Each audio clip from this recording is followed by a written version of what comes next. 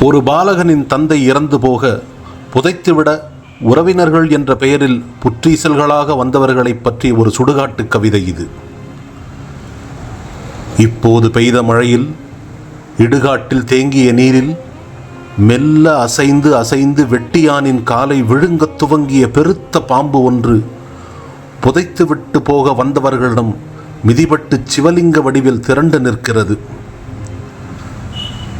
பெய்யும் மழையில் சிவலிங்கம் சில்லு சில்லாக தெரித்து நொறுங்குகிறது. இங்கு எல்லோரும் பொய் சொல்கிறார்கள் என்ற அரிச்சந்திரன் அடித்து அழுகிறான் கற்பூரத்தை. பிணத்தருகே சிவப்பு எறும்புகள். ஒரு மழைத்துளி காற்றில் வளைந்து வளைந்து கேள்விக்குறியாகி பொத்தென்று தண்ணீரில் புள்ளி வைத்துக் கொள்கிறது. சவக்குழியில் மண் தள்ளத் தெரியாத பாலகனை அதட்டுகிறான் வெட்டியான். கருடன் மேல் சவாரி செய்யும் கடவுளின் கண்களில் இருந்து மழை மேகங்கள் பிணத்தை மறைத்துக் கொண்டிருந்தன.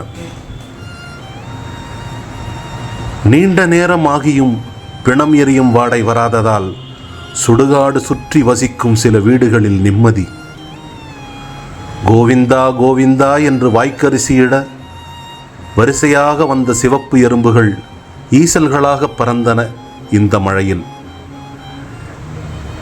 இடுகாட்டு புதரில் வீசப்பட்ட பாடையில் மழையும் தன் பங்குக்கு ஓவென்று அழுத பின் விட்டு விட்டு செல்கிறது மயான அமைதி. கவிதையாக்கம் தயா.